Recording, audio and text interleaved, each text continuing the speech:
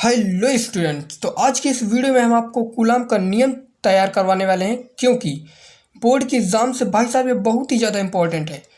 तो चलिए फटाफट से स्टार्ट कर लेते हैं। तो हमने यहाँ पर कूलाम के नियम को लिख कर रखा हुआ है। तो चलिए हम पहले उसकी परिभाषा के बारे में आपको थोड़ा सा बता देते हैं।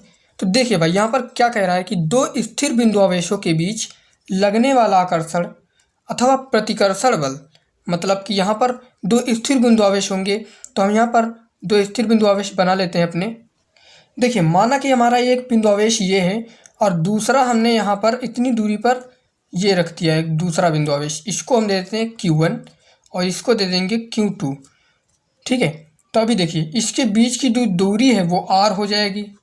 ठीक है, तो अभी देखिए दो स्थिर बिंदु आवेशों के बीच लगने वाला आकर्षण अथवा प्रतिकर्षण बल। तो देखिए हमारा दो स्थिर बिंदु आवेश यहाँ पर लग चुके हैं। तो अभी यहाँ पर जो आकर्षण का मतलब आपको समझ में आता होगा। आकर्षण का मतलब होता है कि यदि दोनों प्लस प्लस होंगे तो आपस में आकर्षित हो जाएंगे, मतलब कि आपस में मिल जाएंगे, समझ रहे होंगे। और जो प्रतिकर्षण का मतलब होता है, इसका मतलब है कि अगर Q1 प्लस है और Q2 माइनस है तो वो आपस में जुड़ेंगे नहीं, बल्कि वो एक दूसरे को प्रतिकर्षित कर देंगे। ठीक है, मतलब कि दूर भाग जाएंगे। आगे देखिए क्या कह रहा है, प्रतिकर्षण बल दोनों आवेशों की मात्राओं के गुणनफल के अनुक्रमानुपाती होता है। ठीक है, तो यहाँ पर कह रहा है कि इन दोनों के बीच जो बल लगेगा वो इन दोनों के गुणनफल के अनुक्रमानुपाती होता है। ठीक है, तो यहाँ पर हम लिख देंगे कि F अनुक्रमानुपाती Q1 Q2। ठीक है, इसको हम मान लेंगे समीकरण 1। अभी देखिए आगे क्या बोल रहा है, उनके बीच की, किनके बीच की भाई साहब, ये जो दोनों हमारे आवेश हैं इन दोनों के बीच की दूरी के वर्ग के व्युत्क्रमानुपाती होता है। यहाँ पर व्युत्क्रमानुपाती लिखा हुआ है। तो देखिए इन दोनों के बीच जो बल लगेगा वो ये इसकी बीच की दूरी के जो R लगा हुआ है इसके वर्ग की, ठीक है, व्युत्क्रमानुपाती होता है। तो देखिए हम यहाँ पर दूसरी स्थिति में लिखेंगे F व्युत्क्रमानुपाती 1/r²। ठीक है, इसको मानेंगे समीकरण 2। तो अब हम यहाँ पर लिखेंगे समीकरण 1 तथा 2 को हल करने पर। ठीक है, तो जब इन दोनों को हल करेंगे तो भाई साहब यहाँ पर हम F को कॉमन ले लेंगे। तो यहाँ पर होगा F और अनुक्रमानुपाती का चिन्ह भी हम यहाँ पर कॉमन ले लेंगे। और यहाँ पर देखिए Q1 और Q2/r² आ जाएगा। तो आपको समझ में आएगा कि कैसे हुआ।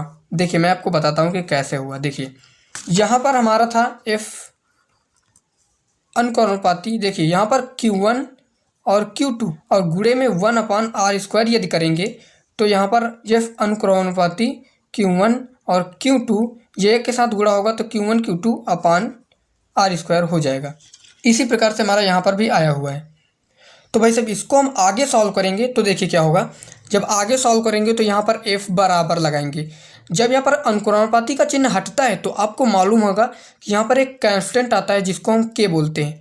तो यहाँ पर कांस्टेंट K आ जाएगा और Q1 Q2, ठीक है, r² लगा रहेगा। ठीक है, इतना होने के बाद देखिए अभी हम इतना कर लेंगे। यहाँ पर अभी यहाँ पर जो K का मान है, अभी आप यहाँ पर लिखोगे, चूँकि K का मान जो है K बराबर 1/4πε0 के बराबर है, क्योंकि यह वायु तथा निर्वात में रखा हुआ है। ठीक है, वायु तथा निर्वात में रखा हुआ है।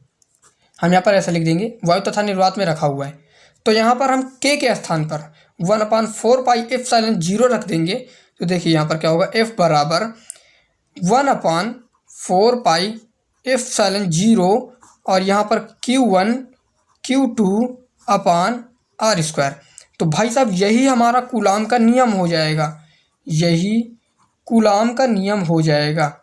ठीक है, तो आई होप आपको अच्छे से समझ में आ गया होगा। तो भाई साहब अगर आपको वीडियो पसंद आई है तो फटाफट से एक लाइक कर दो और चैनल पर पहली बार आए हो तो सब्सक्राइब किए बगैर मत जाना। और साथ ही साथ अपने फ्रेंड्स को भी इसको ज़्यादा से ज़्यादा शेयर करना, ताकि उन्हें भी अच्छे तरीके से मालूम हो सके कि कैसे कूलाम का नियम बहुत ही आसान तरीके से निकलता है। भाई साहब बहुत ही छोटा था कूलाम का नियम, तो हमने कितनी आसानी से निकाल लिया है। तो आज के लिए सिर्फ इतना ही, मिलते हैं किसी ऐसे नेक्स्ट वीडियो में। तब तक के लिए टाटा बाय बाय।